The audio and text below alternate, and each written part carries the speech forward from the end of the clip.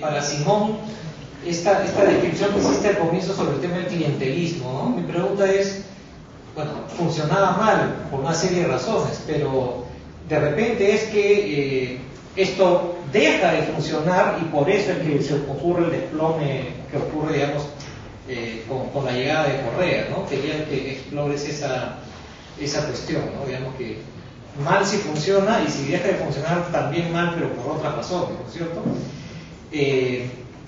Para Ricardo, una pregunta específica y es ¿por qué piensas tú que Chávez, aprobando su constitución del 98, necesita después volverla a cambiar él mismo, ¿no? O sea, ¿qué es lo que le quedó corto de esa reforma que necesitaba buscar un referéndum y otra vez introducir modificaciones? Si es que eso es necesario o no y por qué, entonces lo hizo, ¿no? Y una cuestión en general para los tres, ¿no? Yo quisiera que exploren la idea siguiente, ¿no? Efectivamente había problemas que se tenían que solucionar, que pasaban por cambios en la Constitución, y las nuevas constituciones efectivamente atacan esos problemas o intentan atacarlos. Entonces, claro, solamente Simón hizo un balance más explícito, ¿no? De que las propuestas de cambio no necesariamente van a solucionar los problemas. Pero yo quería pedirles a los tres ese ejercicio y explorar la idea siguiente, que de repente los problemas no están en el texto constitucional, ¿no? Ni antes ni ahora. Ni antes estaba tan mal, ni las nuevas cartas son tan distintas de como eran antes, y por lo tanto el tema es mucho más la competencia política, ¿no? Los procesos constitucionales impulsados por movimientos sociales, protestas, etcétera, están llevando a eso, a constituciones, uno, que definen la economía como economía mixta, ¿no es cierto? Y dos, la democracia como democracia donde se complementa la democracia representativa y la democracia participativa. Y entonces parece ser ese el contexto en el que nos estamos moviendo en América Latina. Es el tipo de discusión también que hay ahorita acá levantada esta mañana por esos movimientos. Entonces sí, quería ver cuál es el problema con esto, o si podemos seguir teniendo el entusiasmo. Ahora, yo tengo una preguntita, dos preguntas muy chiquitas. Una para Simón, ¿cuál era tu problema con que el régimen de vacancia presidencial sea por 2/3? Digo, me parece lo mínimo que para vacar a un presidente se requiera 2/3 del Congreso. Y efectivamente, eso quiere decir que ningún partido político tiene esa cantidad de votos, y entonces tendrá que ser un pacto en condiciones muy excepcionales y entonces aplicarse. Digo, me pareció que tú decías como mayoría simple, no sé, me sorprendió un poco. Y para Ricardo, también, a mí, esta mañana en realidad casi le pregunto a Débora, pero cuando ustedes han señalado que en la constitución anterior, con Chávez, la oposición al chavismo contestó la Constitución y se movilizó en contra de la Constitución, etc. Y ahora que hay una nueva Constitución, ese sector opositor defiende la Constitución anterior y tal. No sé si, digamos, acá hay un oportunismo muy fuerte de esta oposición política, y quizás, no sé, quizás el régimen político o estos años de gestión política hubieran sido diferentes si es que la oposición que ahora defiende la Constitución hubiera defendido en su momento esa Constitución y hubiera entrado, digamos, a una interlocución distinta con el presidente. Quizás el propio autoritarismo de Chávez es producto también del otro, digamos, ¿no? de la oposición que se cerró en contra incluso de un proceso más bien reformista en un sentido más interesante, ¿no? Tenemos que razonar cómo de alguna manera creamos gobiernos democráticos y legítimos, pero no a partir de pasar por alto sus hechos, que me parece que van a durar por largo tiempo.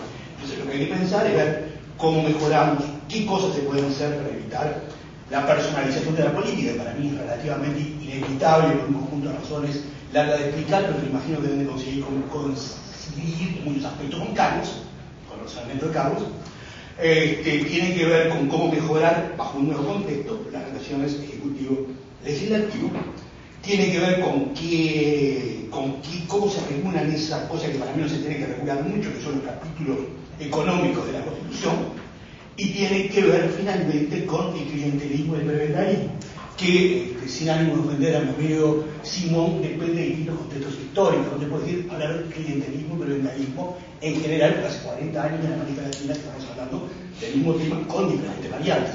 El problema es qué particularidades tiene en cada caso. ¿Por qué se tienen que dar con golpes militares en contextos de gobierno de facto o en contextos de una importante movilización política? ¿Por qué se dan? ¿Qué está en juego? Una de las entradas para abordar esto es lo que nos permitiría entender un poco que los cuestionamientos que se señalan a la Constitución están cuestionando algún orden social hegemónico en la sociedad, que no es atendida ni respondida por los gobiernos o los representantes de los partidos políticos o los poderes democráticos. Bueno, yo creo que todos estamos de acuerdo, estos cambios constitucionales se dan por una razón, y es que estas sociedades no podían seguir con las instituciones como venían funcionando. Pero hay una cosa que a mí me preocupa mucho viendo las cosas desde afuera, el nivel de polarización que generan estas reformas, y a veces esta actitud del gobierno de que hay que disciplinar a ciertos sectores de la población que antes no venían cooperando con las necesidades económicas del país, que venían acaparando recursos, excluyendo a la gente. Eso me preocupa, el nivel de polarización, y yo creo que si un proyecto democrático va a funcionar en nuestros países, tiene que referirse a tres cosas. Primero, pues aceptar que el conflicto es una parte innegable de la política y que las instituciones tienen que encauzar el conflicto, cosa que no desbarate el país, que no genere mayor polarización, inclusive violencia, ese tipo de cosas. Un país, una sociedad que funcione con una economía de mercado va a tener un conflicto ahí grande entre el capital y el trabajo, conflictos regionales, en fin, las divisiones de cualquier país. Para que sea sostenible la política, pues la democracia tiene que resolver eso de una forma clara. Se ha hablado mucho de la reforma a nivel constitucional, pero hay un nivel de reforma legislativa que muchas veces incide tanto o más en un momento dado que la misma reforma constitucional. Hay unos aspectos muy específicos, por ejemplo, de la ley electoral en el país, que permite que una representación de una fuerza política de un 60% por los mecanismos que se utilizan para la elección genere una representación o copar los espacios de representación en un 95%.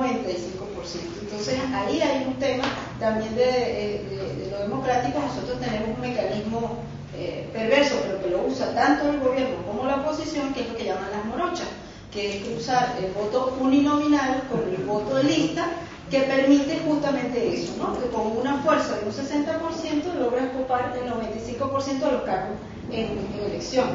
Entonces quería saber si esas prácticas como de ese tipo están siendo implementadas en Bolivia y en Ecuador. Y como estamos en procesos de cambio y todos los grupos probablemente están buscando su acomodo en este proceso, en estos procesos de cambio, ¿dónde se están acomodando las fuerzas tradicionales, entre comillas? Una de las opciones es,